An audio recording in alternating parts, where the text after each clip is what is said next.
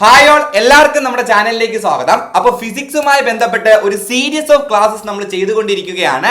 അതുമായി ബന്ധപ്പെട്ട് ആൾറെഡി നമ്മൾ കുറച്ച് ക്ലാസ്സുകൾ ചെയ്തായിരുന്നു. സോ ഇന്നത്തെ ക്ലാസ് മുതൽ നമ്മൾ പ്രകാശത്തെ പറ്റി പഠിക്കാൻ വേണ്ടി പോവുകയാണ്. പ്രകാശം എന്ന ടോപ്പിക്കിന് ഇവിടെ തുടക്കം കുറിക്കുകയാണ്. എനിക്ക് ഏറ്റവും കൂടുതൽ റിക്വസ്റ്റ് വന്ന ടോപ്പിക്കുകളിൽ ഒന്നാണ് പ്രകാശം. കാരണം ഇതിൻ്റെ അകത്ത് ലെൻസ് ഉണ്ട്, മിറർ ഉണ്ട്, അതിലെ കണക്കുകളുണ്ട്. പിന്നെ മറ്റേ നീലപ്പൂവിനെ മഞ്ഞപ്രകാശത്തിൽ നോക്കിയപ്പോൾ എങ്ങനെ കണ്ടു എന്നുള്ള ചോദ്യമൊക്കെ ഇല്ലേ, അതുണ്ട്. ഇതൊക്കെ സ്ഥിരം ആൾക്കാരെ കുഴപ്പിക്കും. എടാ, ഇതൊക്കെ വളരെ എളുപ്പത്തിൽ പഠിച്ചു തീർക്കാൻ വേണ്ടി സാധിക്കും. ഇതുവരെ നമ്മൾ പഠിച്ചതുപോലെ ഒരു ടോപ്പിക് എടുക്കുന്നു, അതിനെ സെക്ഷൻസ് ആക്കി ഡിവൈഡ് ചെയ്യുന്നു, ഓരോ സെക്ഷനും ഡീറ്റെയിൽ ആയിട്ട് പഠിക്കുന്നു. അതിനുശേഷം അതിന്റെ ക്വസ്റ്റ്യൻസ് യൂട്യൂബിലും ടെലഗ്രാമിലുമായിട്ട് വർക്കൗട്ട് ചെയ്യുന്നു. ആ രീതിക്ക് തന്നെയായിരിക്കും ഒരു ടോപ്പിക്ക് പോവുക. അതുപോലെയാണ് ഇവിടെ പ്രകാശം എന്ന ടോപ്പിക്കും ഞാൻ കൊണ്ടുപോകാൻ വേണ്ടി പോകുന്നത്. സോ ഫസ്റ്റ് ഞാൻ പ്രകാശത്തെ സെക്ഷൻസ് ആക്കി തിരിക്കുന്നു. ഇവിടെ ഓരോ സെക്ഷനും പഠിച്ചതിന് ശേഷം നിങ്ങൾക്ക് തന്നെ അറിയാം, ഈ ചാനൽ ഫോളോ ചെയ്യുന്ന ആൾക്കാരാണെങ്കിൽ നമ്മൾ പഠിപ്പിക്കുന്ന ഒരു രീതി ഇങ്ങനെയാണ്. സോ ഇവിടെ ആദ്യം ഒരു സെക്ഷൻ പഠിപ്പിക്കും, എന്നിട്ട് അതിലെ ഡൗട്ട് എന്തെങ്കിലും ഉണ്ടെങ്കിൽ അതെല്ലാം തീർത്ത് സെറ്റ് ആക്കിയിട്ടായിരിക്കും അടുത്ത സെക്ഷനിലോട്ട് പോവുക. സോ എപ്പോഴും ഞാൻ പറയാറുള്ളത് പോലെ നല്ല ലെങ്തി ക്ലാസ്സസ് ആയിരിക്കും. ഇത്ര സമയത്തിനുള്ളിൽ തീർക്കണം എന്ന് പറഞ്ഞാൽ നടക്കത്തില്ല. സോ നമ്മൾ അത്രയും ഡീറ്റെയിൽ ആയിട്ട് പഠിക്കുമ്പോൾ നല്ല സമയം വരും. ഫിസിക്സ് ആയതുകൊണ്ട് നന്നായിട്ട് എക്സ്പ്ലെയിൻ ചെയ്താണ് പഠിക്കേണ്ടത്. സോ അപ്പോൾ നന്നായിട്ട് എക്സ്പ്ലെയിൻ ചെയ്തായിരിക്കും ഞാൻ പറയുന്നത്. ആ സമയത്ത് നിങ്ങൾ മനസ്സിലാക്കേണ്ട ഒരു കേസാണ്, നിങ്ങൾക്ക് കുറച്ചും കൂടെ പെട്ടെന്ന് ഈ സയൻസ് ഒക്കെ ക്യാച്ച് ചെയ്യാൻ പറ്റുന്ന ആൾക്കാരാണ് ഒരു പ്രാവശ്യം കേട്ടാൽ മതി എന്നുണ്ടെങ്കിൽ നിങ്ങൾ ധൈര്യമായിട്ട് 1.5x ഇട്ട് കേട്ടോ. അതൊക്കെ നമ്മൾ ഉപയോഗിക്കണം. നിങ്ങൾക്ക് മനസ്സിലായോ? ഇപ്പോൾ എനിക്ക് 1.x ക്ലാസ് എടുക്കാൻ പറ്റില്ല, അതെ 1.5 അല്ലെങ്കിൽ 2x എനിക്ക് ക്ലാസ് എടുക്കാൻ പറ്റില്ല. കാരണം അവിടെ നമുക്ക് എല്ലാവരെയും കൺസിഡർ ചെയ്യണ്ടേ, അത്രയും എക്സ്പ്ലെയിൻ ചെയ്യണ്ടേ. ഒരു കാര്യം ഒന്നിൽ കൂടുതൽ പ്രാവശ്യം പറയേണ്ട ആവശ്യകത വരും, എങ്കിലേ മനസ്സിലാവത്തുള്ളൂ. പക്ഷേ ചില കുട്ടികളുണ്ട്, അവർ സയൻസിൽ അത്യാവശ്യം ഓക്കെയാണ് എന്നുള്ള ആൾക്കാർ എന്ത് ചെയ്യുക, നിങ്ങൾ 1.5x ഇട്ട് കേൾക്കുക. ഞാൻ കേൾക്കാറുണ്ട് അങ്ങനെ. ഞാൻ ചില ക്ലാസ്സുകൾ റെഫർ ചെയ്യുന്ന സമയത്ത് ഞാൻ എന്ത് ചെയ്യും, ഞാൻ 1.5x ഇട്ടാണ് ഞാൻ ചില വീഡിയോസ് കാണാറുള്ളത്. ക്ലിയർ? അപ്പൊ എന്ത് ചെയ്യുന്ന വെച്ച് കഴിഞ്ഞാൽ നമ്മുടെ ഇതിനനുസരിച്ച് നമ്മൾ എന്ത് ചെയ്യുക, അപ്ഗ്രേഡ് വരുത്തുക. അപ്പൊ എനിക്ക് നന്നായിട്ട് എക്സ്പ്ലെയിൻ ചെയ്ത് മാത്രമേ കാര്യങ്ങൾ പറയാൻ വേണ്ടി സാധിക്കത്തുള്ളൂ, എങ്കിലും എനിക്ക് എല്ലാവർക്കും അത് മനസ്സിലാവത്തുള്ളൂ. സോ ഓക്കെ അല്ലേ അത്?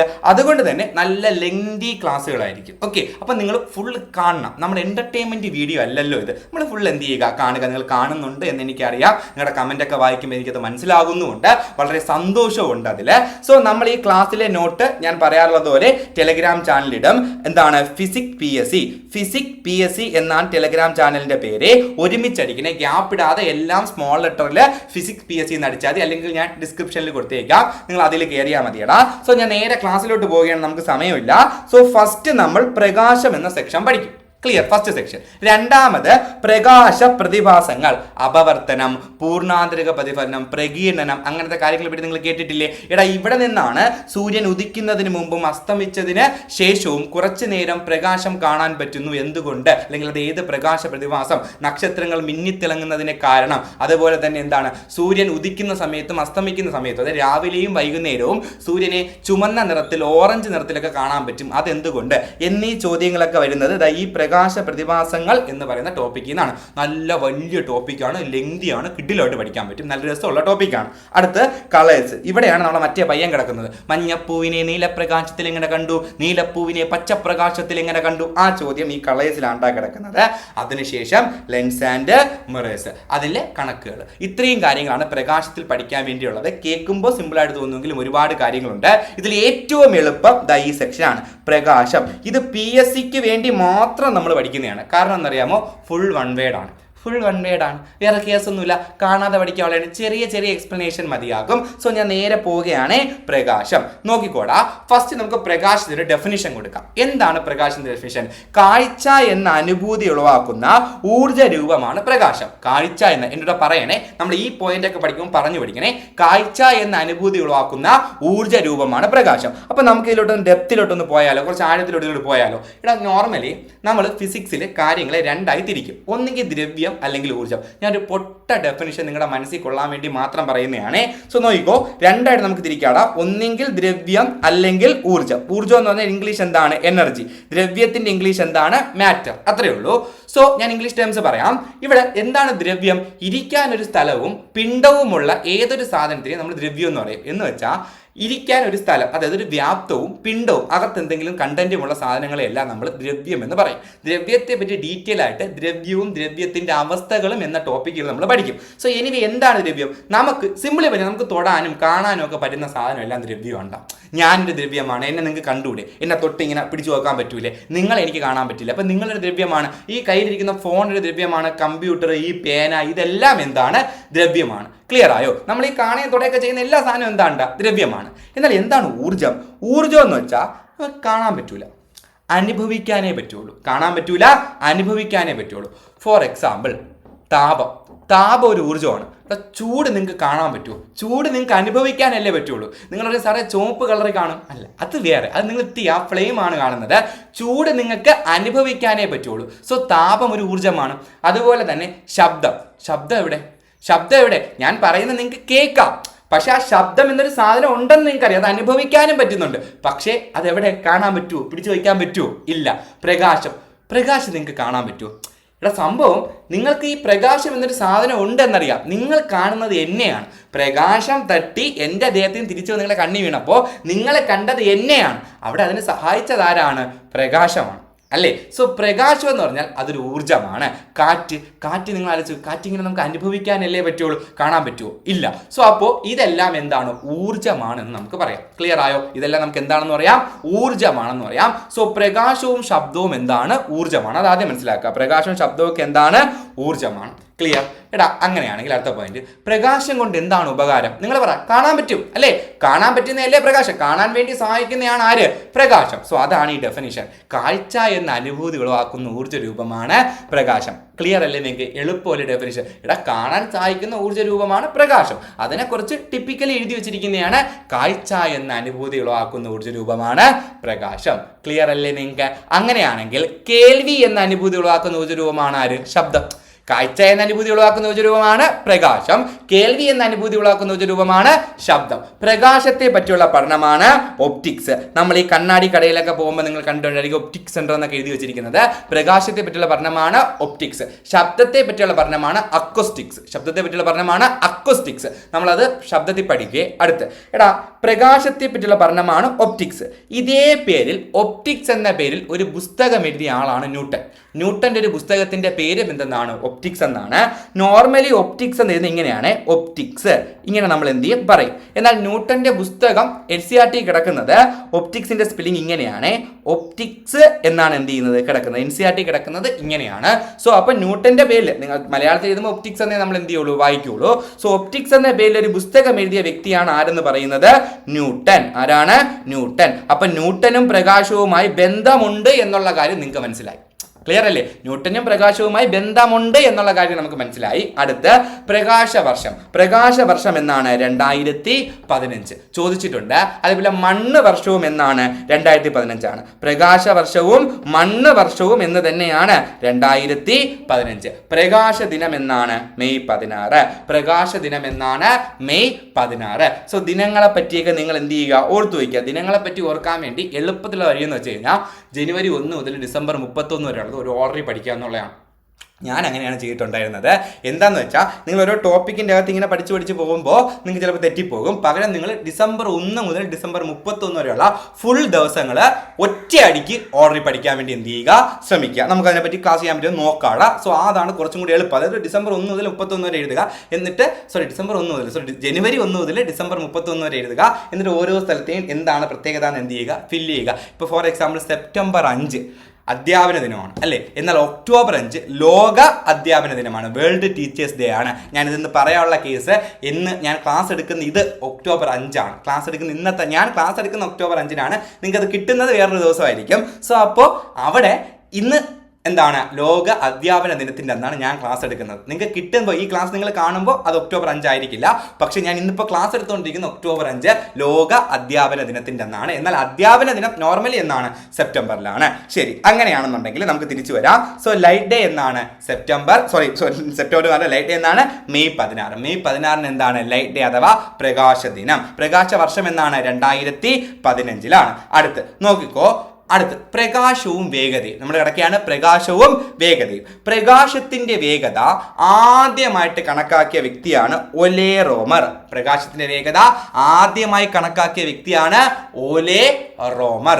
ക്ലിയർ ആയോ നിങ്ങൾക്ക്? എന്നാൽ ഇവിടെ മറ്റൊരു പോയിന്റ് കൂടിയുണ്ട്, അത് ഇവിടെ ഇല്ല എങ്കിലും ഞാൻ പറയുന്നു, കേട്ടു വയ്ക്കുകടാ. ഒലേ റോമർ കണക്കാക്കിയ ആ വാല്യൂ അത് ആൾമോസ്റ്റ് സെയിം അല്ല.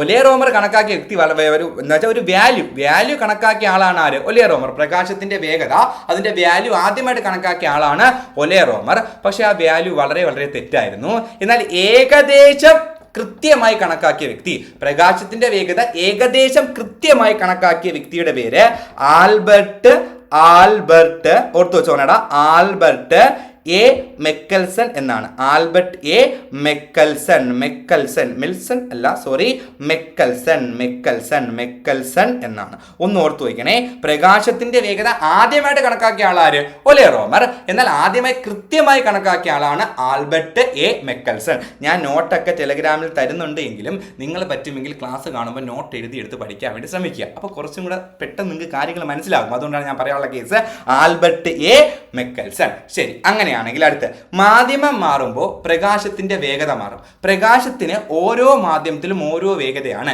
ഇത് കണ്ടുപിടിച്ച ആളുടെ പേരാണ് ലിയോൺ ഫുക്കാൾട്ട്. ശ്രദ്ധിച്ചു കേൾക്കണേ. മാധ്യമം മാറിയാൽ ഇപ്പൊ ഫോർ എക്സാമ്പിൾ വായു ഒരു മാധ്യമമാണ്, വെള്ളം ഒരു മാധ്യമമാണ്, അതേപോലെ നമ്മുടെ ഖരവസ്തുക്കളും ഒരു മാധ്യമമാണ്. സോ ഒരു മാധ്യമത്തിൽ കൂടി, ഓരോ മാധ്യമത്തിൽ കൂടിയും പ്രകാശത്തിന് ഓരോ വേഗതയാണ് എന്ന് കണ്ടുപിടിച്ച ആളാണ് ആര്? Leon Foucault. ക്ലിയർ ആയോ? ഫുക്കാൾട്ട് എന്ന് എഴുതിയിട്ടുള്ളൂ, ലിയോൺ ഫുക്കാൾട്ട്. ഈ പോയിന്റിൽ നിന്നാണ് നമ്മൾ അപവർത്തനത്തിലോട്ട് പോകുന്നത്. ക്ലിയർ ആണ് നിങ്ങൾക്ക്? അടുത്ത പോയിന്റിലോട്ട് പോവാം. പ്രകാശം ഏറ്റവും കൂടുതൽ വേഗതയിൽ സഞ്ചരിക്കുന്നത് എവിടെയാണ്? ശൂന്യതയിലാണ്. ഏറ്റവും കൂടുതൽ വേഗതയിൽ സഞ്ചരിക്കുന്നത് എവിടെയാണ്? ശൂന്യതയിലാണ്. നിങ്ങൾ ആലോചിച്ച് നോക്കടാ, ലിയോൺ ഫുക്കാൾട്ട് എങ്ങനെയായിരിക്കും ഇത് കണ്ടുപിടിച്ചിട്ടുണ്ടായിരിക്കുക? മാധ്യമം മാറുമ്പോൾ പ്രകാശത്തിന്റെ വേഗത മാറുന്നു എന്ന് ഫുക്കാൾട്ട് എങ്ങനെയായിരിക്കും കണ്ടുപിടിച്ചിട്ടുണ്ടായിരിക്കുക? ഫുക്കാൾട്ട് ഓരോ മാധ്യമത്തിലൂടെയും പ്രകാശത്തെ കയറ്റിവിട്ടു, എന്നിട്ട് ഓരോ സ്ഥലത്തെയും വേഗത കാൽക്കുലേറ്റ് ചെയ്തു. അപ്പോൾ ഓരോ വേഗതയും ഡിഫറൻ്റ് അല്ലേ? സോ അപ്പോൾ ഫുക്കാൾട്ടിന് മനസ്സിലായി പ്രകാശം ഏറ്റവും വേഗതയിൽ സഞ്ചരിക്കുന്നത് മാധ്യമമില്ലാത്തപ്പോഴാണ് പ്രകാശം ഏറ്റവും വേഗതയിൽ സഞ്ചരിക്കുന്നത്. സോ അതെവിടെയാണ്? ശൂന്യതയിൽ. മാധ്യമം ഇല്ലാത്ത സ്ഥലം എവിടെയാണ്? ശൂന്യതയാണ്. ഭൂമിയിലും ഒരു മാധ്യമമുണ്ട്, അത് വായുവാണ്. നമ്മൾ നിൽക്കുമ്പോൾ നമുക്ക് ചുറ്റും എന്തുണ്ട്? വായുവുണ്ട്. എന്നാൽ ശൂന്യതയിൽ മാധ്യമമൊന്നുമില്ല. സോ പ്രകാശം ഏറ്റവും വേഗതയിൽ സഞ്ചരിക്കുന്നത് എവിടെയാണ്? ശൂന്യതയിലാണ്. എന്തുകൊണ്ടെന്ന് ഡീറ്റെയിൽ ആയിട്ട് അപവർത്തനത്തിൽ ഞാൻ പറയേ. ഇതെല്ലാം വെറും വൺ വേർഡ് പോയിന്റ്സ് ആണ്. അപവർത്തനം തൊട്ടാണ് നമ്മുടെ പരിപാടി തുടങ്ങുന്നത്. സോ അതിലൂടെ നമുക്ക് പോവാം. അടുത്ത പ്രകാശത്തേക്കാൾ വേഗതയിൽ സഞ്ചരിക്കുന്ന കണമാണ് ടാക്കിയോൺസ്. പ്രകാശത്തേക്കാൾ വേഗതയിൽ സഞ്ചരിക്കുന്ന കണമാണ് ടാക്കിയോൺസ്. ക്ലിയർ? ECG സുദർശനൻ എന്ന് പറയുന്ന വ്യക്തി ടാക്കിയോൺസുമായി ബന്ധപ്പെട്ടിരിക്കുന്നു. നിങ്ങളോട് ചോദിക്കുന്ന ഇങ്ങനെയായിരിക്കും, ടാക്കിയോൺസ് കണ്ടുപിടിച്ച വ്യക്തി ആരെന്ന് ചോദിച്ചിട്ട് PSC പോയിന്റ് ഓഫ് വ്യൂവിൽ ECG സുദർശനൻ എന്നായിരിക്കും ഉത്തരം കിടക്കുക. പക്ഷെ ടാക്കിയോണുമായി ബന്ധപ്പെട്ട ഇന്ത്യൻ സയന്റിസ്റ്റ് ആണ് ECG സുദർശനൻ എന്ന് പറയുന്നത്. വേറെയും ആൾക്കാരുണ്ട്. നമുക്ക് PSC ഇന്നേ വരെ ചോദിച്ചിട്ടില്ല, ഇനി PSC അത് ചോദിക്കുകയുമില്ല. സോ നിങ്ങൾ മനസ്സിലാക്കുക, ടാക്കിയോൺ കണ്ടുപിടിച്ച ഇന്ത്യൻ ശാസ്ത്രജ്ഞൻ എന്ന് പറഞ്ഞിട്ട് എന്താണ്? ECG സുദർശനൻ എന്ന കേസ് എന്ത് ചെയ്യുക? ഓർത്തു വയ്ക്കുക. പ്രകാശത്തേക്കാൾ വേഗതയിൽ സഞ്ചരിക്കുന്ന കണമാണ് ഏത്? ടാക്കിയോൺസ്. അടുത്ത് പ്രകാശത്തിന് ഏറ്റവും വേഗത കൂടുതൽ എവിടെയാണ്? ശൂന്യതയിലാണ്. പ്രകാശത്തിന് ഏറ്റവും വേഗത കുറവ് എവിടെയാണ്? വജ്രത്തിലാണ്. പ്രകാശത്തിന് ഏറ്റവും വേഗത കുറവ് എവിടെയാണ്ടാ? വജ്രത്തിലാണ്. സിമ്പിൾ പോയിന്റ്സ് ആണ്, വെറും വൺ വേർഡ് പോയിന്റ്സ് ആണ്. അടുത്ത് നോക്കിക്കോ, ഇവിടെ ഈ ഒരു പോയിന്റ് നിങ്ങൾ സ്കിപ്പ് ചെയ്യണേ. ഇത് നമുക്ക് കുറച്ച് കഴിഞ്ഞിട്ട് അപവർത്തനത്തിൽ പഠിക്കാമേ. എന്തുകൊണ്ട് പ്രകാശത്തിന് ഏറ്റവും വേഗത കുറവ് വജ്രത്തിൽ എന്നുള്ള കേസ് അപവർത്തനത്തിൽ നമുക്ക് പഠിക്കാം. അടുത്ത് നോക്കിക്കോ, ഇനി പ്രകാശം ഭൂമിയിലോട്ട് എത്തുന്നു. സൂര്യനിൽ നിന്നാണല്ലോ ഭൂമിയിലോട്ട് എന്തെത്തുന്നത്? പ്രകാശം എത്തുന്നത്. സോ സൂര്യനിലെ പ്രകാശം ഭൂമിയിൽ എത്താൻ എടുക്കുന്ന സമയമാണ് 8 മിനിറ്റ് 20 സെക്കൻഡ്. 8 minute 20 second. ഇതിനെ നമുക്ക് കംപ്ലീറ്റ് സെക്കൻഡിൽ എങ്ങനെ പറയാടാ? 500 സെക്കൻഡ്. എന്താണ്? 500 സെക്കൻഡ്. അങ്ങനെയാണെങ്കിൽ ചന്ദ്രനിൽ നിന്നുള്ള പ്രകാശം ഭൂമിയിൽ എത്തുന്നതിന് എത്ര സമയം എടുക്കും? 1.3 സെക്കൻഡ്. കുറച്ചും കൂടെ അടുത്തല്ലേ, അതുകൊണ്ട് 1.3 സെക്കൻഡ്. പ്രകാശത്തിലെ ചെറിയ കണങ്ങൾ അറിയപ്പെടുന്ന പേരാണ് ഫോട്ടോൺസ്. പ്രകാശത്തിലെ ചെറിയ കണങ്ങൾ അറിയപ്പെടുന്ന പേരാണ് ഫോട്ടോൺസ്. നമ്മൾ വർക്ക് എനർജിയിൽ ഇത് ഡിസ്കസ് ചെയ്തതാണ്. സോ പ്രകാശത്തിലെ ചെറിയ കണങ്ങൾ അറിയപ്പെടുന്ന പേരാണ് ഫോട്ടോൺസ്. സോ അത്രയും കാര്യം ഓക്കെ അല്ലേ? സോ അടുത്ത് ഞാൻ അങ്ങ് പോവുകയാണ്. ഇവിടെ ഒന്നുമില്ല, ഇവിടെ വെറും വൺ വേർഡ് മാത്രമല്ല, എനിക്ക് ചെയ്യാൻ വേണ്ടി ഒന്നുമില്ല. സോ ഞാൻ നേരെ പോവുകയാണ്. അടുത്ത കണിക കണികാ സിദ്ധാന്തം. പ്രകാശത്തിന് രണ്ട് സിദ്ധാന്തങ്ങളുണ്ട്. ഒന്ന് കണികാ സിദ്ധാന്തവും ഒന്ന് തരംഗ സിദ്ധാന്തവും. എന്താണ് കണികാ സിദ്ധാന്തം? പ്രകാശം കണികകളായാണ് സഞ്ചരിക്കുന്നത് എന്ന് പറയുന്നതാണ് പ്രകാശത്തിന്റെ കണികാ സിദ്ധാന്തം. ക്ലിയർ? പ്രകാശം തരംഗങ്ങളായാണ് സഞ്ചരിക്കുന്നത് എന്ന് പറയുന്നതാണ് പ്രകാശത്തിന്റെ തരംഗ സിദ്ധാന്തം. എന്താണ് തരംഗം എന്ന് നമ്മൾ ശബ്ദത്തിൽ പഠിക്കും. സോ തരംഗം നിങ്ങൾക്ക് സിമ്പിളായിട്ട് പറഞ്ഞാൽ, എടാ നമ്മളെ കുളത്തിലൊരു കല്ലെടുത്തിട്ട അവിടെ ഒരു ഓളം ഉണ്ടാവില്ലേ, ഇങ്ങനെ ഒരു ഓളം ഉണ്ടാവില്ലേ, അതാണ് തരംഗം. അത്രയേ ഉള്ളൂ. സോ പ്രകാശം ഇങ്ങനെ കണികകളായിട്ട് സഞ്ചരിക്കുന്നു എന്ന് പറയുന്നതാണ് പ്രകാശത്തിന്റെ കണികാ സിദ്ധാന്തം. പ്രകാശം തരംഗങ്ങളായി സഞ്ചരിക്കുന്നു, അതായത് തരംഗങ്ങളായിട്ടാണ് പ്രകാശം സഞ്ചരിക്കുന്നത് എന്ന് പറയുന്നതാണ് പ്രകാശത്തിന്റെ തരംഗ സിദ്ധാന്തം. പ്രകാശത്തിന്റെ കണികാ സിദ്ധാന്തം ആവിഷ്കരിച്ച വ്യക്തിയാണ് ന്യൂട്ടൺ. പ്രകാശത്തിന്റെ കണികാ സിദ്ധാന്തം ആവിഷ്കരിച്ച വ്യക്തിയാണ് ന്യൂട്ടൺ. പ്രകാശത്തിന്റെ തരംഗ സിദ്ധാന്തം ആവിഷ്കരിച്ച വ്യക്തിയാണ് ക്രിസ്റ്റ്യൻ ഹൈഗൻസ്. ആരാണ്? Christian Huygens. നോക്ക്, ക്രിസ്റ്റ്യൻ ഹൈജൻസ് എന്നാണ് ഞാൻ ഇവിടെ എഴുതിയിരിക്കുന്നതെങ്കിലും വായിക്കുന്നത് ഹൈഗൻസ് എന്നാണ്. സോ അപ്പോൾ പ്രകാശത്തിന്റെ കണികാ സിദ്ധാന്തം ന്യൂട്ടൺ, പ്രകാശത്തിന്റെ തരംഗ സിദ്ധാന്തം ക്രിസ്റ്റ്യൻ ഹൈഗൻസ്. ഈ തരംഗ സിദ്ധാന്തത്തിന്റെ മറ്റൊരു പേരാണ് കോർപ്പസ്കുലാർ തിയറി. എന്താണ്ടാ?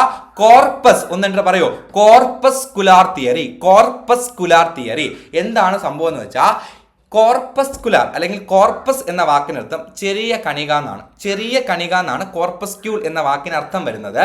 സോ ന്യൂട്ടൺ പ്രകാശം ചെറിയ കണികകളായിട്ടാണ് സഞ്ചരിക്കുന്നത് എന്നല്ലേ പറഞ്ഞത്. അപ്പൊ അതുകൊണ്ട് അതിനെ കോർപ്പസ്കുലാർ തിയറി എന്ന് പറയും. എന്തെന്ന് പറയും? Corpuscular theory. സോ പ്രകാശത്തിന്റെ കണികാ സിദ്ധാന്തത്തിന്റെ മറ്റൊരു പേരാണ് കോർപ്പസ്കുലാർ തിയറി. സോ കണികാ സിദ്ധാന്തം പ്രകാശത്തിന്റെ കണികാ സിദ്ധാന്തം ആവിഷ്കരിച്ച വ്യക്തിയായിരുന്നോ, പ്രകാശത്തിന്റെ കോർപ്പസ്കുലാർ തിയറി ആവിഷ്കരിച്ച വ്യക്തിയായിരുന്നോ ചോദിച്ചാലോ ആര് തന്നെയാണ്?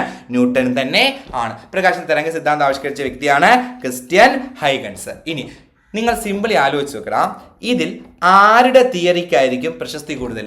ആരുടെ തിയറി ആയിരിക്കും കുറച്ചും കൂടി ആൾക്കാർ ആ സമയത്ത് അംഗീകരിച്ചിട്ടുണ്ടായിരിക്കുക? ന്യൂട്ടന്റെ ആയിരിക്കൂലേ? ബിക്കോസ് ന്യൂട്ടനാണ് മക്കളെ, ന്യൂട്ടൻ അല്ലേ? അതുകൊണ്ട് ന്യൂട്ടൻ്റെതായിരിക്കൂലേ? എടാ, ഈ പ്രകാശത്തിന്റെ തരംഗ സിദ്ധാന്തത്തിന് വലിയ പ്രചാരണമൊന്നും കിട്ടിയില്ല. ഹൈഗൻസിന്റെ തരംഗ സിദ്ധാന്തത്തിന് വലിയ പ്രചാരണം കിട്ടിയില്ല. അപ്പോഴാണ് നമ്മുടെ തോമസ് യങ്ങിന്റെ ഒരു എക്സ്പെരിമെന്റ് വരുന്നത്, ഡബിൾ സ്ലിറ്റ് എക്സ്പെരിമെന്റ്. എന്താണ് ഡബിൾ ഓർത്ത് വെച്ചോണേ, ഡബിൾ സ്പ്ലിറ്റ് അല്ലടാ, double slit experiment. Double slit experiment conduct ചെയ്ത വ്യക്തിയുടെ പേര് എന്താന്ന് വെച്ചാൽ തോമസ് യങ്. നിങ്ങൾ കേട്ടിട്ടുണ്ടായിരിക്കും, ഊർജം എന്ന വാക്ക് ആദ്യമായി ഉപയോഗിച്ച ആളാണ് തോമസ് യങ്. അതുപോലെ തന്നെ നമ്മുടെ പ്രാഥമിക നിറങ്ങളെ തിരിച്ചറിഞ്ഞ ആളാണ് തോമസ് യങ്. അതൊക്കെ നമ്മൾ അങ്ങോട്ട് പോകുമ്പോൾ പഠിക്കേ. സോ അപ്പോൾ തോമസ് യങ്ങിന്റെ ഒരു എക്സ്പെരിമെന്റ് ആണ് ഏതെന്ന് പറയുന്നത് ഡബിൾ സ്ലിറ്റ് എക്സ്പെരിമെന്റ്. ഏത് പ്രകാശ പ്രതിഭാസവുമായി ബന്ധപ്പെട്ടാണ് ഈ എക്സ്പെരിമെന്റ് എന്ന് വെച്ചാൽ ഇന്റർഫറൻസുമായി ബന്ധപ്പെട്ടതാണ്. ക്ലിയർ ആയോ? ഇന്റർഫറൻസ് നമ്മുടെ ഈ സോപ്പ് കുമിളയിൽ കാണപ്പെടുന്ന വർണ്ണരാജി ഇല്ലേ, അതിന് കാരണമാണ് ഇന്റർഫറൻസ്. നമ്മൾ കുറച്ചു പഠിക്കും, നമ്മൾ ഇന്റർഫറൻസിൽ പ്രകാശ പ്രതിഭാസത്തിൽ ഇത് പഠിക്കും. ഞാൻ ആൾറെഡി പറയുന്നു, ശ്രദ്ധിച്ചേക്കുക. അപ്പോൾ പ്രകാശത്തിന്റെ ഒരു പ്രതിഭാസമാണ് ഇന്റർഫറൻസ്. നമ്മൾ കുറച്ച് കഴിയുമ്പോൾ പഠിക്കുമല്ലേ. ആ ഇന്റർഫറൻസിൽ നമ്മൾ പഠിക്കുന്ന ഒരു എക്സ്പെരിമെന്റ് ആണ് double slit experiment. Double slit experiment ആരുടെയാണ്? തോമസ് യങ്ങിന്റെ. ഈ തോമസ് യങ്ങിന്റെ ഡബിൾ സ്ലിറ്റ് എക്സ്പെരിമെന്റിന്റെ ആ എക്സ്പെരിമെന്റ് നടന്നതിന് ശേഷമാണ് നമ്മുടെ തരംഗ സിദ്ധാന്തത്തിന് കുറച്ചും കൂടെ പ്രചാരണം കിട്ടുന്നത് എന്നുള്ളൊരു കാര്യം നിങ്ങൾ ജസ്റ്റ് ഒന്ന് ഓർത്തു വയ്ക്കുക. ക്ലിയർ? സോ അപ്പോൾ തരംഗ സിദ്ധാന്തം ഒന്ന് ഫേമസ് ആവാൻ കാരണമായത് ഏതാണ്? ഡബിൾ സ്ലിറ്റ് എക്സ്പെരിമെന്റ് ആണ്. കാരണം ഈ ഡബിൾ സ്ലിറ്റ് എക്സ്പെരിമെന്റ് കിട്ടിയ കാര്യങ്ങൾ എക്സ്പ്ലെയിൻ ചെയ്യാൻ ന്യൂട്ടന്റെ കണികാ സിദ്ധാന്തത്തിന് എന്ത് ചെയ്തില്ല? പറ്റില്ല. ക്ലിയർ? ന്യൂട്ടന്റെ കണികാ സിദ്ധാന്തം വെച്ച് ആ ഡബിൾ സ്ലിറ്റ് എക്സ്പെരിമെന്റ് പുള്ളിക്കാരൻ ചെയ്തപ്പോൾ കിട്ടിയ സാധനത്തെ എക്സ്പ്ലെയിൻ ചെയ്യാൻ പറ്റിയില്ല. അത് എക്സ്പ്ലെയിൻ ചെയ്തത് തരംഗ സിദ്ധാന്തം വെച്ചാണ്. ക്ലിയർ? തരംഗ സിദ്ധാന്തമാണ്, ക്രിസ്റ്റ്യൻ ഹൈഗൻസിന്റെ തരംഗ സിദ്ധാന്തമാണ് എന്തുകൊണ്ട് അങ്ങനെ റിസൾട്ട് കിട്ടി എന്നുള്ളൊരു എക്സ്പ്ലനേഷൻ കൊടുക്കുന്നത്. സോ അതുകൊണ്ട് തന്നെ ശ്രദ്ധിച്ചേക്കുക, തരംഗ സിദ്ധാന്തത്തിന് പ്രചാരണം കിട്ടാൻ ആവശ്യ കാരണമായ തോമസ് യങ്ങിന്റെ എക്സ്പെരിമെന്റ് ഏതെന്ന് തന്നെ ചോദിക്കും. അത് ഏതാണ്? ഡബിൾ സ്ലിറ്റ് എക്സ്പെരിമെന്റ് ആണ്. ക്ലിയർ ആണേ നിങ്ങൾക്ക്? പക്ക. ശരി. അങ്ങനെയാണെങ്കിൽ ഇനി PSCയുടെ മറ്റൊരു ചോദ്യം കൂടി ഉണ്ടടാ.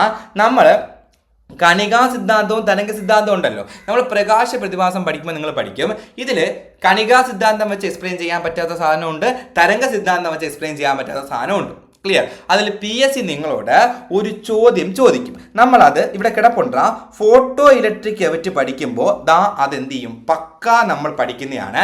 പ്രകാശത്തിന്റെ വൈദ്യുത കാന്തിക തരംഗ സിദ്ധാന്തത്തിന് വിശദീകരിക്കാൻ കഴിയാത്ത പ്രകാശ പ്രതിഭാസമാണ് ഫോട്ടോ ഇലക്ട്രിക് എഫക്റ്റ്. നമ്മൾ ഫോട്ടോ ഇലക്ട്രിക് എഫക്റ്റ് ഒക്കെ പഠിക്കുക. അപ്പോൾ നിങ്ങൾ മനസ്സിലാക്കുക, പ്രകാശത്തിന്റെ വൈദ്യുത കാന്തിക തരംഗ സിദ്ധാന്തത്തിന് എക്സ്പ്ലെയിൻ ചെയ്യാൻ പറ്റാത്ത ഒരു പ്രകാശ പ്രതിഭാസമാണ് ഇതെന്ന് പറയുന്നത് നമ്മുടെ ഫോട്ടോ ഇലക്ട്രിക് എഫക്റ്റ്. പക്ഷെ PSC അതെങ്ങനെ ചോദിക്കും, പ്രകാശത്തിന്റെ തരംഗ സിദ്ധാന്തത്തിന് എക്സ്പ്ലെയിൻ ചെയ്യാൻ പറ്റാത്ത പ്രകാശ പ്രതിഭാസം ഏതെന്നായിരിക്കും ചോദിക്കുക.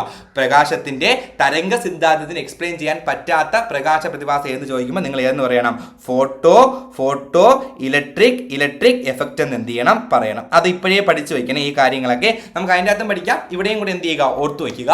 സോ PSC എങ്ങനെ ചോദിക്കും, പ്രകാശത്തിന്റെ തരംഗ സിദ്ധാന്തത്തിന് എക്സ്പ്ലെയിൻ ചെയ്യാൻ പറ്റാത്ത പ്രകാശ പ്രതിഭാസം താഴെ പറയുന്നതിൽ ഏതാണെന്ന് വെച്ച് കഴിഞ്ഞാൽ അത് ഫോട്ടോ ഇലക്ട്രിക് എഫക്റ്റ് ആണ്. ക്ലിയർ ആണ് ഇത്രയും കാര്യം. അടുത്ത്, പ്രകാശം ഒരു അനുപ്രസ്ഥ തരംഗമാണ് എന്ന് കണ്ടുപിടിച്ച ആളാണ് അഗസ്റ്റിൻ ഫ്രെനൽ. ആരാണ്?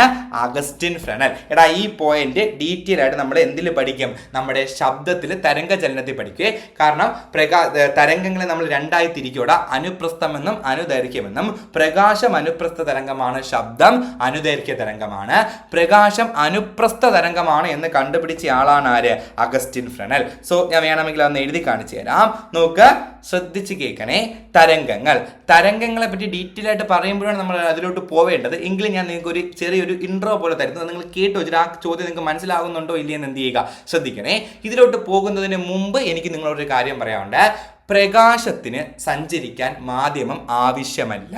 പ്രകാശത്തിന് സഞ്ചരിക്കാൻ എന്താവശ്യമില്ല, മാധ്യമം ആവശ്യമില്ല. എന്നാൽ ശബ്ദത്തിന് സഞ്ചരിക്കാൻ എന്താവശ്യമാണ്, മാധ്യമം ആവശ്യമാണ്. ഓർത്തു വെച്ചോ, പ്രകാശത്തിന് സഞ്ചരിക്കാൻ എന്താവശ്യമില്ല, മാധ്യമം ആവശ്യമില്ല. എന്നാൽ ശബ്ദത്തിന് സഞ്ചരിക്കാൻ മാധ്യമം ആവശ്യമാണ്. സോ അതുകൊണ്ടാണ് ബഹിരാകാശത്ത് നിന്ന് സംസാരിച്ചാൽ നിങ്ങൾക്ക് എന്ത് ചെയ്യാൻ പറ്റില്ല, കേൾക്കാൻ പറ്റില്ല. നിങ്ങൾ ആലോചിച്ച് നോക്കുക, ഞാനും നിങ്ങളും അങ്ങ് സ്പേസിൽ നിൽക്കുകയാണ്. ഞാൻ അവിടെ കിടന്ന് ഹലോ ഹലോ ഹലോ എന്ന് വിളിച്ചാൽ നിങ്ങൾ കേൾക്കോ? ഇല്ല. എന്നാൽ ഞാനൊരു ലേസർ എടുത്ത് നിങ്ങളെ കണ്ണിലടിച്ചാൽ നിങ്ങൾ ആരാ അടിക്കണം എന്ന് എന്ത് ചെയ്യും, ചോദിക്കും. കാരണം എന്താണ്, ശബ്ദത്തിന് സഞ്ചരിക്കാൻ മാധ്യമം വേണം, ശൂന്യത്തിൽ മാധ്യമമില്ലടാ. എന്നാൽ പ്രകാശത്തിന് സഞ്ചരിക്കാൻ എന്ത് വേണ്ട, മാധ്യമം വേണ്ട. ക്ലിയർ ആണ് നിങ്ങൾക്ക്? ശരി, അങ്ങനെയാണെങ്കിൽ നമ്മൾ ഈ തരംഗങ്ങളെ രണ്ടായിട്ട് തിരിക്കും. വൈദ്യുത കാന്തിക തരംഗം എന്നും തിരിക്കും, യാന്ത്രിക തരംഗം എന്നും തിരിക്കും. വൈദ്യുത കാന്തിക തരംഗം എന്നും തിരിക്കും, യാന്ത്രിക തരംഗം എന്നും തിരിക്കും. നമ്മൾ കുറച്ചും ഡീറ്റെയിൽ ആയിട്ട് അവിടെയാണ് പഠിക്കുന്നത്. ഇവിടെ ജസ്റ്റ് കേൾക്കുക, യാന്ത്രിക തരംഗം എന്നും തിരിക്കും. സഞ്ചരിക്കാൻ മാധ്യമം ആവശ്യമുള്ള തരംഗങ്ങളാണ് യാന്ത്രിക തരംഗങ്ങൾ. സഞ്ചരിക്കാൻ മാധ്യമം ആവശ്യമുള്ള തരംഗങ്ങളാണ് യാന്ത്രിക തരംഗങ്ങൾ. സോ ഞാൻ ഇവിടെ എഴുതുകയാണ് യാന്ത്രിക തരംഗങ്ങൾ. സോ സഞ്ചരിക്കാൻ മാധ്യമം ആവശ്യമുള്ള തരംഗങ്ങളാണ് യാന്ത്രിക തരംഗങ്ങൾ, മെക്കാനിക്കൽ വേവ്സ്. ക്ലിയർ? ഈ യാന്ത്രിക തരംഗങ്ങളെ, അപ്പൊ ഇവിടെ ഞാൻ എഴുതുകയാണ് മാധ്യമം ആവശ്യമുള്ള തരംഗങ്ങൾ. ഈ യാന്ത്രിക തരംഗങ്ങളെ ഞാൻ രണ്ടായി തിരിക്കുന്നു. ഏതൊക്കെയാണ്? ഒന്ന് അനുപ്രസ്ഥ തരംഗമെന്നും മറ്റൊന്ന് അനു ദൈർഘ്യ തരംഗമെന്നും തിരിക്കുന്നു. ഇതിൽ എങ്ങനെയാണ് കണികകൾ സഞ്ചരിക്കുന്നത് എന്നൊക്കെ നമുക്ക് പിന്നീട് പഠിക്കാം. സോ ഇങ്ങനെയൊക്കെ ഉണ്ടെങ്കിൽ പിന്നെ പഠിക്കാം, ശബ്ദത്തിൽ പഠിക്കാം. സോ അനുപ്രസ്ഥ തരംഗവും അനുദൈർഘ്യ തരംഗവും. ഈ അനുപ്രസ്ഥ തരംഗത്തിലാണ് ഏത് വരുന്നത്? പ്രകാശം വരുന്നത്. പ്രകാശം ഒരു അനുപ്രസ്ഥ തരംഗമാണ്, ശബ്ദം ഒരു അനുദൈർഘ്യ തരംഗമാണ്. പ്രകാശം ഒരു അനുപ്രസ്ഥ തരംഗമാണ്, ശബ്ദം ഒരു അനുദൈർഘ്യ തരംഗമാണ്. ഇനി നിങ്ങൾ ആലോചിച്ച് നോക്കടാ, എങ്ങനെ ഓർത്തിരിക്കാം? പ്രാസം വെച്ച് ഓർത്തിരിക്കാം. പ്രകാശത്തിലും പ്രായമുണ്ട്, അനുപ്രസ്ഥത്തിലും പ്രായമുണ്ട്. സോ പ്രകാശം അനുപ്രസ്ഥ തരംഗമാണ്, ശബ്ദം എന്താണ്? അനുദൈർഘ്യ തരംഗമാണ്. അതുവരെ ഓക്കെ. ഇതുവരെ നിങ്ങൾ ചില ആൾക്കാർ പഠിച്ചിട്ടുണ്ടായിരിക്കും. ഇനിയാണ് എൻ്റെ ചോദ്യം, ശ്രദ്ധിച്ച് കേൾക്കണേ. എടാ, സഞ്ചരിക്കാൻ മാധ്യമം ആവശ്യമുള്ള തരംഗങ്ങളാണ് യാന്ത്രിക തരംഗങ്ങൾ. ഈ യാന്ത്രിക തരംഗങ്ങളെ ഞാൻ രണ്ടായി തിരിച്ചു, അനുപ്രസ്ഥമെന്നും അനുദൈർഘ്യമെന്നും. ക്ലിയർ അല്ലേ? ശരി, അങ്ങനെയാണെങ്കിൽ ഇത് മാധ്യമം ആവശ്യമുള്ള തരംഗങ്ങളല്ലേ, അപ്പൊ അതിനെയല്ലേ രണ്ടായി തിരിച്ചത്. സോ ഈ അനുപ്രസ്ഥവും അനുദൈർഘ്യവും മാധ്യമം ആവശ്യമുള്ള തരംഗങ്ങളല്ലേ? ക്ലിയർ? മാധ്യമം ആവശ്യമുള്ള, അല്ലെങ്കിൽ മാധ്യമത്തിലൂടെ സഞ്ചരിക്കുന്ന ആൾക്കാരാണ് അനുപ്രസ്ഥ തരംഗവും അനുദൈർഘ്യ തരംഗവും. അതിൽ ശബ്ദം പറയുമ്പോൾ ഒരു പ്രശ്നമില്ല, ശബ്ദത്തിന് സഞ്ചരിക്കാൻ മാധ്യമം വേണം. ശ്രദ്ധിച്ചേക്കുക, ശബ്ദത്തിന് സഞ്ചരിക്കാൻ എന്ത് വേണം? മാധ്യമം വേണം. അതുകൊണ്ട് മാധ്യമം ആവശ്യമുള്ള അനുപ്രസ്ഥ തരംഗത്തിൽ നമ്മൾ എന്ത് ചെയ്തു? പറഞ്ഞു. യാന്ത്രിക തരംഗത്തിന്റെ സബ് ഡിവിഷനായ അനുപ്രസ്ഥത്തില് ഏതിനെ പറയാം? ശബ്ദത്തെ പറയാം. കാരണം ശബ്ദത്തിന് സഞ്ചരിക്കാൻ എന്ത് വേണം? മാധ്യമം വേണം. എന്നാ പ്രകാശത്തിന് സഞ്ചരിക്കാൻ മാധ്യമം വേണോ? വേണ്ട. പ്രകാശത്തിന് സഞ്ചരിക്കാൻ എന്ത് വേണ്ട? മാധ്യമം വേണ്ട. പിന്നെ എങ്ങനെ യാന്ത്രിക തരംഗത്തിൽ മാധ്യമം ആവശ്യമായുള്ള തരംഗമായ യാന്ത്രിക തരംഗത്തിന്റെ സബ് ഡിവിഷനായ അനുപ്രസ്ഥത്തിൽ നമ്മൾ പ്രകാശത്തെ പറയും എന്നൊരു ചോദ്യമുണ്ട്. ക്ലിയർ? ശ്രദ്ധിച്ച് കേൾക്കണേ. ശബ്ദത്തിന് മാധ്യമം വേണം, അതുകൊണ്ട് യാന്ത്രിക തരംഗത്തിന്റെ സബ് ഡിവിഷനായ അനുതരംഗത്തിൽ ശബ്ദം പറയാൻ ഒരു പ്രശ്നമില്ല. എന്നാൽ പ്രകാശത്തിന് സഞ്ചരിക്കാൻ മാധ്യമം വേണ്ട, എന്നിട്ടും എന്തുകൊണ്ട് മാധ്യമം ആവശ്യമായ യാന്ത്രിക തരംഗങ്ങളുടെ സബ് ഡിവിഷനായ അനുപ്രസ്ഥത്തിൽ പ്രകാശത്തെ പറയുന്നു എന്ന് ചോദിക്കും PSC. നിങ്ങൾ ഓർത്തിരിക്കുക, പ്രകാശത്തിന് സഞ്ചരിക്കാൻ മാധ്യമം വേണ്ട, എന്നാൽ മാധ്യമത്തിലൂടെയും ആര് സഞ്ചരിക്കും? പ്രകാശം സഞ്ചരിക്കും. മാധ്യമം ഉണ്ടെങ്കിലും മാധ്യമം ഇല്ലെങ്കിലും ആര് സഞ്ചരിക്കും? പ്രകാശം സഞ്ചരിക്കും. അങ്ങനെ മാധ്യമത്തിലൂടെ പ്രകാശം സഞ്ചരിക്കുമ്പോൾ പ്രകാശം എന്ത് തരംഗമാണ്? അനുപ്രസ്ഥ തരംഗമാണ്. ക്ലിയർ ആയോ? മാധ്യമത്തിലൂടെ പ്രകാശം സഞ്ചരിക്കുമ്പോൾ പ്രകാശം അനുപ്രസ്ഥ തരംഗമാണ്. മാധ്യമം ഇല്ലെങ്കിലും സഞ്ചരിക്കും. ക്ലിയർ? ഇപ്പോൾ ശൂന്യതയിലൂടെ മര്യാദയ്ക്ക് വരും. അപ്പോൾ വൈദ്യുത കാന്തിക തരംഗമാണ്, അത് വിട്ടേ, നമുക്ക് പിന്നെ പഠിക്കാം. അതിനുശേഷം വായുവിൽ കയറി സഞ്ചരിക്കുമ്പോൾ അത് എന്ത് തരംഗമായിട്ട് മാറും? അനുപ്രസ്ഥ തരംഗം. ആ രീതിക്കായിരിക്കും എന്ത് ചെയ്യുക? പോവുക. ക്ലിയർ ആണേ നിങ്ങൾക്ക് ഈ കേസ്? സോ ശ്രദ്ധിച്ച് കേൾക്കുക. ഇത് PSC ചിലപ്പോൾ സ്റ്റേറ്റ്മെന്റ് ആയിട്ട് ചോദിക്കാനുള്ള സാധ്യത ഉണ്ടടാ. സോ ഞാൻ ചോദ്യം ഉത്തരവും പറയുകയാണേ. പ്രകാശത്തിന് സഞ്ചരിക്കാൻ മാധ്യമം ആവശ്യമില്ല, പിന്നീട് എന്തുകൊണ്ട് മാധ്യമം ആവശ്യമുള്ള യാന്ത്രിക തരംഗത്തിന്റെ സബ് ഡിവിഷനായ അനുപ്രസ്ഥ തരംഗത്തിൽ പ്രകാശത്തെ പറയുന്നു എന്ന് ചോദിച്ചാൽ പ്രകാശത്തിന് സഞ്ചരിക്കാൻ മാധ്യമം വേണ്ട, എന്നാൽ മാധ്യമത്തിലൂടെയും പ്രകാശം സഞ്ചരിക്കും. മാധ്യമത്തിലൂടെ പ്രകാശം സഞ്ചരിക്കുമ്പോൾ പ്രകാശം ഒരു അനുപ്രസ്ഥ തരംഗമാണ്. കഴിഞ്ഞ പരിപാടി. ഓക്കെ, ഇങ്ങനെ പ്രകാശം ഒരു അനുപ്രസ്ഥ തരംഗമാണ് എന്ന് തെളിയിച്ച വ്യക്തിയാണ് ആരെന്ന് പറയുന്നത്? അഗസ്റ്റിൻ ഫ്രെണൽ. ആരാണ്? അഗസ്റ്റിൻ ഫ്രെണൽ. ക്ലിയർ ആയോ നിങ്ങൾക്ക് ഇത്രയും കാര്യം? ഞാൻ പറഞ്ഞ ഇത്രയും കാര്യങ്ങൾ, ഇതാണ് ഇതിലെ ഏറ്റവും സിമ്പിളും എനിക്കൊട്ടും ഇഷ്ടമല്ലാത്തതുമായ ഏരിയ. എന്തുകൊണ്ട് എനിക്ക് ഇഷ്ടമല്ലാത്ത ഏരിയ ഇതാണെന്ന് വെച്ചാൽ ഇവിടെ വെറും വൺ വേർഡ് പോയിന്റ്സ് ആണ്. ഞാൻ ഫിസിക്സൊക്കെ നമ്മൾ പഠിപ്പിക്കുമ്പോൾ നമ്മൾ എക്സ്പ്ലെയിൻ ചെയ്ത് കാര്യമൊക്കെ പറഞ്ഞിട്ട് ആദ്യത്താണ് ആ ഒരു ഇൻട്രസ്റ്റോട് കൂടി പഠിക്കാൻ പറ്റിയ സബ്ജക്റ്റ് ആണ്. സോ പക്ഷേ ഇവിടെ ഇതെല്ലാം വൺ വേർഡ് ആണ്. സോ ഞാൻ ഈ കാര്യങ്ങളെല്ലാം ഒന്നും കൂടെ പറയുന്നു, നിങ്ങൾ ശ്രദ്ധിച്ച് കേൾക്കുക, കേട്ടിട്ടേ പോവാവേ. നോക്കിക്കോ, കാഴ്ച എന്ന അനുഭൂതി ഉളവാക്കുന്ന ഊർജ്ജരൂപമാണ് പ്രകാശം, എന്നാൽ കേൾവി എന്ന അനുഭൂതി ഉളവാക്കുന്ന ഊർജ്ജരൂപമാണ് ശബ്ദം. പ്രകാശത്തെ പറ്റിയുള്ള പഠനമാണ് ഒപ്റ്റിക്സ്, ശബ്ദത്തെ പറ്റിയുള്ള പഠനമാണ് അക്വസ്റ്റിക്സ്. പ്രകാശ വർഷം 2015, മണ്ണ് വർഷവും 2015 ആണ്. പ്രകാശ ദിനം മെയ് 16 ആണ്. അതിനുശേഷം നമ്മൾ എന്ത് പഠിച്ചു? പ്രകാശത്തിന്റെ വേഗത ആദ്യമായി കണക്കാക്കിയ വ്യക്തി ഒലേ റോമർ ആണ്, എന്നാൽ ആദ്യമായി ഏകദേശം കൃത്യമായി കണക്കാക്കിയ വ്യക്തി ആൽബർട്ട് മിക്കൽസൺ ആണ്. മാധ്യമം മാറിയ പ്രകാശത്തിന്റെ വേഗതയും മാറും. കണ്ടുപിടിച്ച ആള് ഫുക്കാൾട്ട് ആണ്, ലിയോൺ ഫുക്കാൾട്ട് ആണ്. പ്രകാശത്തിന് ഏറ്റവും കൂടുതൽ വേഗത എവിടെയാണ്? ശൂന്യതയിലാണ്. ഏറ്റവും വേഗത കുറവ് എവിടെയാണ്? വജ്രത്തിലാണ്. പ്രകാശത്തേക്കാൾ വേഗതയിൽ സഞ്ചരിക്കുന്ന കണമാണ് ഏത്? ടാക്കിയോൺ. അതുമായി ബന്ധപ്പെട്ട ഇന്ത്യൻ സയന്റിസ്റ്റ് ആണ് ECG സുദർശനൻ. ഇനി അതിനുശേഷം ഇവിടെ ഒരു പോയിന്റ് നമ്മൾ സ്കിപ്പ് ചെയ്തു. എന്തുകൊണ്ട് വജ്രത്തിൽ വേഗത കുറവെന്ന് വെച്ചാൽ പ്രകാശത്തിൽ ഏറ്റവും ഉയർന്ന സാന്ദ്രത അനുഭവപ്പെടുന്നത് വജ്രത്തിലാണ്. ഇപ്പം വേണ്ട, പിന്നെ നമുക്ക് പഠിക്കാം, എങ്കിലേ മനസ്സിലാവുള്ളൂ. അടുത്ത് സൂര്യനിലെ പ്രകാശം ഭൂമിയിൽ എത്താൻ എടുക്കുന്ന സമയം 8 മിനിറ്റ് 20 സെക്കൻഡ്, അഥവാ 500 സെക്കൻഡ് നമുക്ക് ഒറ്റയടിക്ക് എന്ത് ചെയ്യാം? പറയാൻ പറ്റും. അതിനുശേഷം ചന്ദ്രനിലെ പ്രകാശം ഭൂമിയിൽ എത്താൻ എടുക്കുന്ന 1.3 സെക്കൻഡ് ആണ്. പ്രകാശത്തിൽ ഏറ്റവും ചെറിയ കണിക അറിയപ്പെടുന്ന പേരാണ് എന്ത്? ഫോട്ടോൺസ്.